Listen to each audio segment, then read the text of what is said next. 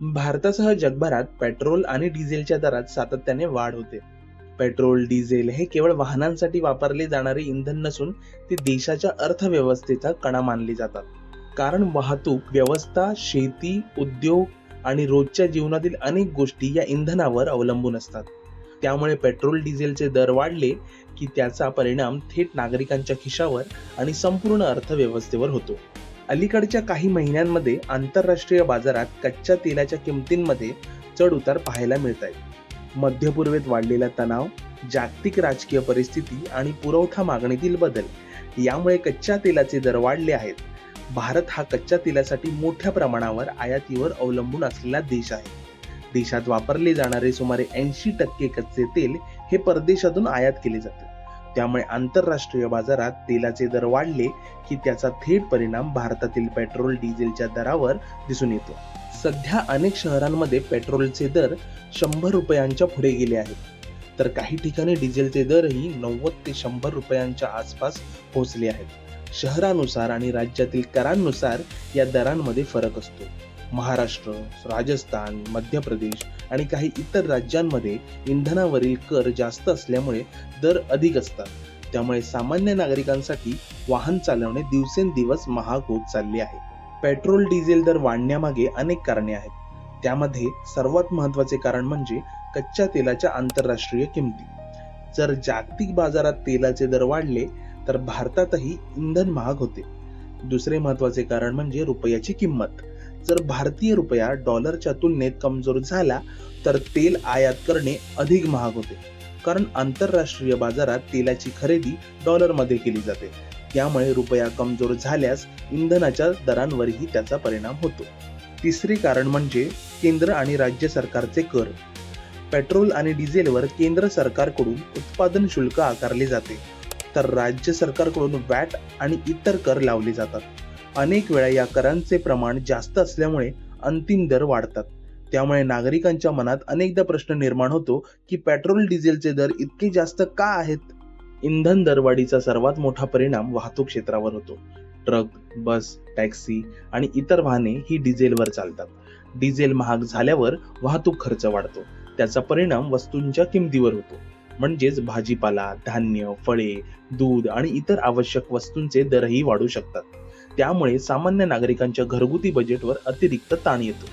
शेती क्षेत्रावरही petrol, diesel दरवाढीचा मोठा परिणाम होतो. ट्रॅक्टर, पंप आणि शेतीसाठी वापरली जाणारी अनेक यंत्रे डिझेलवर चालतात. डिझेल महाग झाल्यास शेतकऱ्यांचा खर्च वाढतो. परिणामी शेती उत्पादनाचा खर्च वाढतो आणि त्याचा परिणाम बाजारातील दरांवर दिसून येतो. त्यामुळे शेवटी ग्राहकांनाच अधिक पैसे मोजावे लागतात. पेट्रोल, डिझेल दरवाढीमुळे मध्यमवर्गीय आणि नोकरदार वर्ग सर्वाधिक प्रभावित होतो. रोज कामासाठी प्रवास करणाऱ्या लोकांचा खर्च वाढतो. खासगी वाहन वापरणाऱ्या नागरिकांना महिन्याचा पेट्रोल खर्च वाढल्यामुळे इतर खर्च कमी करावे लागतात. अनेक लोक आता कारऐवजी सार्वजनिक वाहतूक वापरण्याचा विचार करत आहेत. दरवाढीचा परिणाम उद्योग क्षेत्रावरही होतो. उत्पादन करणाऱ्या कंपन्यांना कच्चा माल आणण्यासाठी आणि तयार माल पाठवण्यासाठी वाहतुकीवर खर्च करावा लागतो. इंधन महाग झाल्यास हा खर्च वाढतो. त्यामुळे अनेक कंपन्या उत्पादनाची किंमत वाढवतात. यामुळे बाजारातील वस्तू महाग होतात आणि महागाई वाढण्याची शक्यता निर्माण होते. या परिस्थितीत सरकारवरही दबाव वाढतो.